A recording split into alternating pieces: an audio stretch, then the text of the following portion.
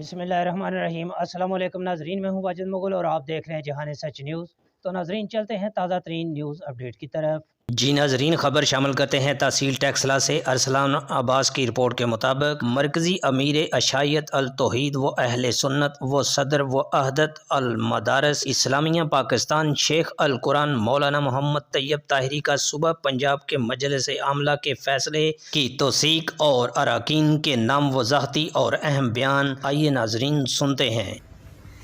अल्हम्दुलिल्लाह वहदा वस्सलातु वस्सलामु अला मन ला नबिय्य बादा अम्मा बाद अऊज़ु बिल्लाहि मिनश शैतानिर रजीम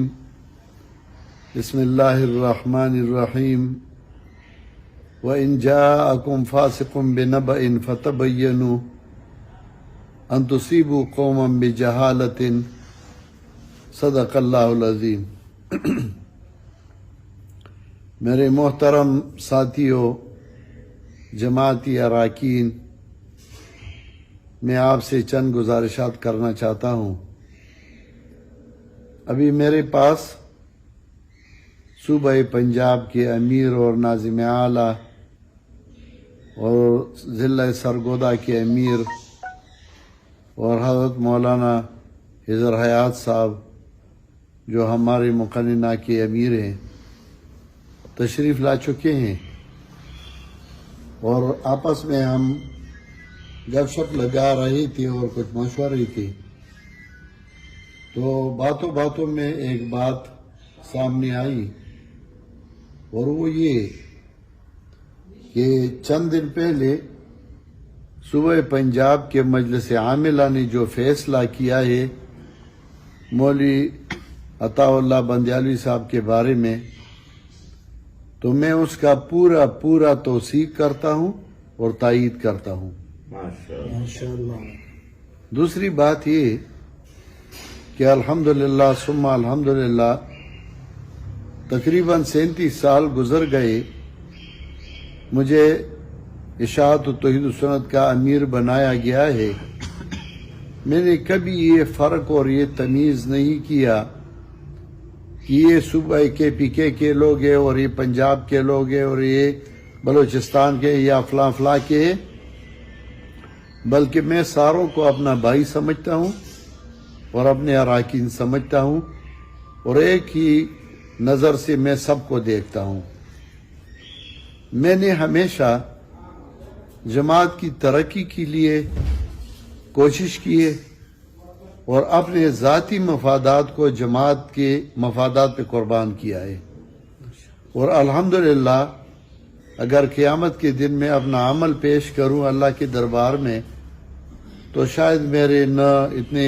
नफली रोज़े हैं और न नफली नमाजें हैं, लेकिन मैं एक अमल को पेश कर सकता हूं और वो ये कि मैंने इस 37 साल में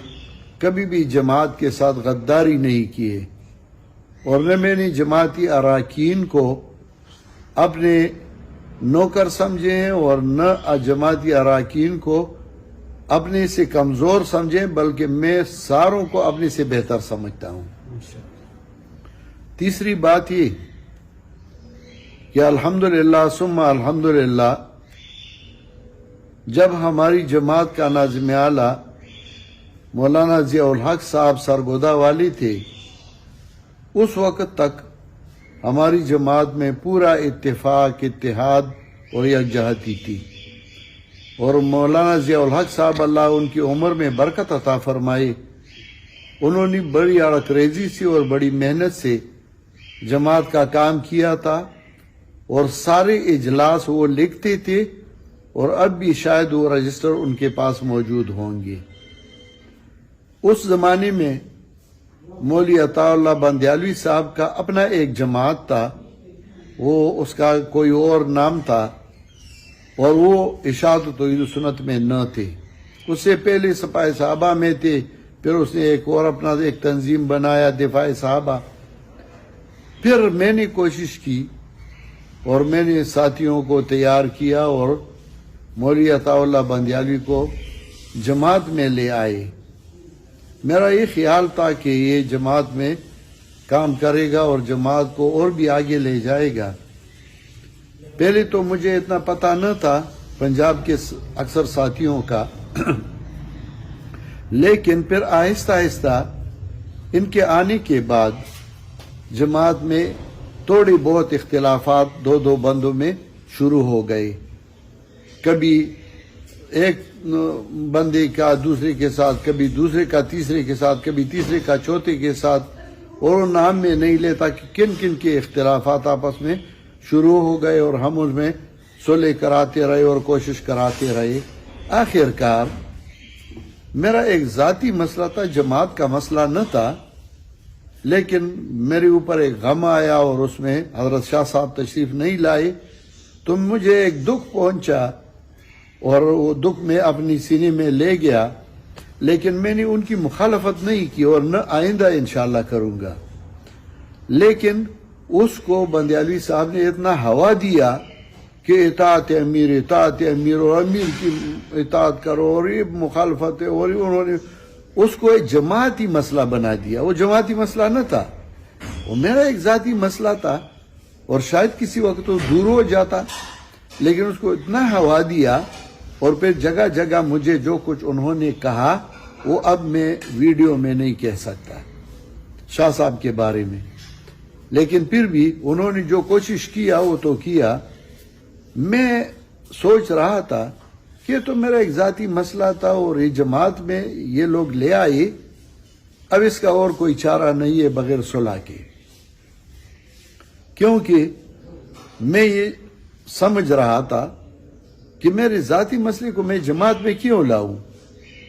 تو اس کے لیے صلح کا ایک طریقہ بنایا گیا، اور گجراوالا میں ہماری صلح ہو گئی اور بات ہی ختم ہو گئی۔ بس شاہ صاحب نے بھی معذرت کر لی کہ اس وقت میں بیمار تھا، یا اور جو کچھ تھا میں نے بھی مان لیا، لیکن اس کے بعد پھر بندیالوی صاحب میرا مخالف بن گیا،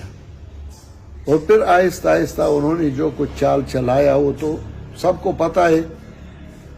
لیکن بندیالوی صاحب سے کیا گلہ شکوہ، وہ تو اپنے بھائیوں اور بھتیجوں کو بھی لڑاتا ہے،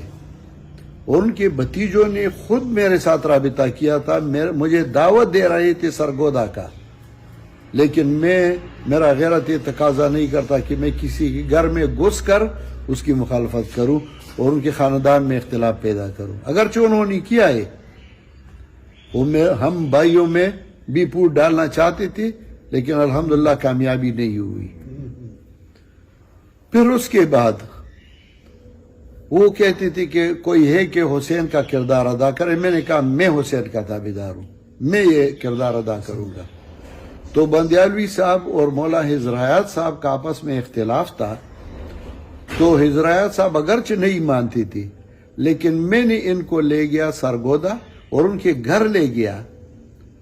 تو اپنے گھر میں انہوں نے ان کے ساتھ ہاتھ بھی نہیں ملایا، اور پھر جب میں نے چائے پینے سے انکار کر دیا، میں نے کہا میں تو چائے نہیں پیتا ایسے لوگوں کا جو اپنے گھر میں مہمانوں کی عزت نہیں کرتا، پھر مجبور ہو گئے، اور پھر مولا حضرایات صاحب سے کچھ باتیں کی، میں نے حسن کا کردار ادا کیا الحمدللہ، لیکن اس کے بعد مخالفت اس نے اور بھی بڑھا دی، اور نتیجہ یہ نکلا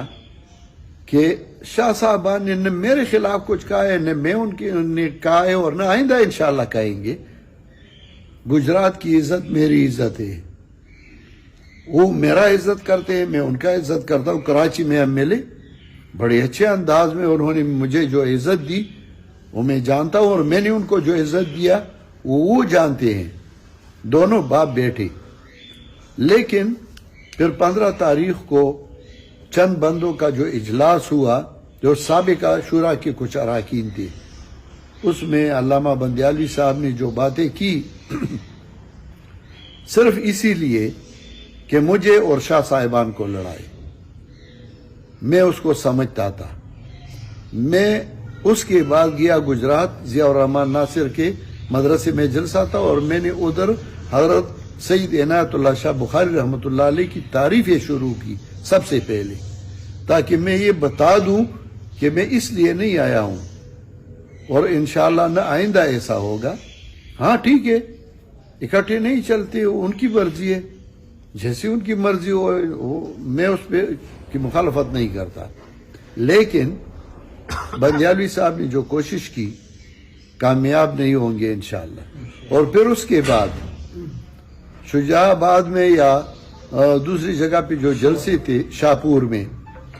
اس میں حافظ انس نے مجھے فون کیا کہ حضرت علامہ محمد جمشید صاحب تشریف نہیں لا رہے ہیں، اور ہم نے مولانا فرید احمد صاحب سے رابطہ کیا ہے،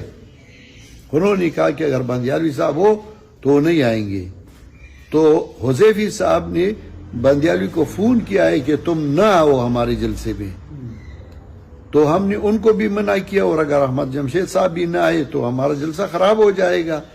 لہٰذا آپ ان کو فون کریں کہ وہ آئے۔ تو میں نے مولوی احمد جمشید کو فون کیا کہ آپ جائیں ادھر، کیونکہ انہوں نے اس کو منع کیا ہے۔ لیکن جب اس کو پتہ لگا کہ احمد جمشید صاحب آ رہے ہیں تو وہ خود بغیر کہنے کے آ گیا، صرف اسی لیے کہ ساتھیوں کی بے اعتمادی پیدا ہو جائے۔ لیکن الحمدللہ اب جو تنظیم بنی ہے تنظیم ہے، اس میں بد اعتمادی کوئی بھی پیدا نہیں کر سکتا، لہٰذا میں سارے ساتھیوں کو کہہ رہا ہوں کہ آپ بے فکر رہیں، انشاءاللہ آئندہ ایسا نہیں ہوگا۔ ہاں اگر وہ اس کی کوئی اور جگہ ہو نہیں اور کہتا ہے کہ میں بھی آ رہا ہوں تو پھر وہ سوچیں گے انشاءاللہ، لیکن اب ہوگا بھی ایسا انشاءاللہ، کوئی نہیں بلائے گا تو یہ خود جاتا رہے گا۔ پھر اس کے بعد جو شاہپور شجاع آباد میں پروگرام ہوا، اس میں خطیب صاحب کا بیٹا ضیاء الرحمن صاحب گیا تھا، لیکن اس کو پتہ نہ تھا، اور جب اس کو پتہ لگا تو اس نے خود فون کیا کہ میں آئندہ بالکل ایسے پروگرام میں نہیں جاؤں گا جس میں وہ ہوں گے۔ ہاں اگر اس نے کوئی دھوکہ شوکہ کیا تو یہ تو عادت ہے، مستمر رہے، اس میں تو میں کچھ کہہ نہیں سکتا۔ لہذا تمام ساتھی الحمدللہ متفق ہے، اور صوبہ پنجاب کے ساتھیوں نے جو فیصلہ کیا ہے میں اس کی پوری تائید اور حمایت کرتا ہوں۔ وآخر دعوانا فی الوقت نیوز اسٹوڈیو سے اتنا ہی۔ مزید تازہ ترین اپڈیٹس کے لیے رہیے ہمارے ساتھ اور دیکھتے رہیے جہان سچ نیوز۔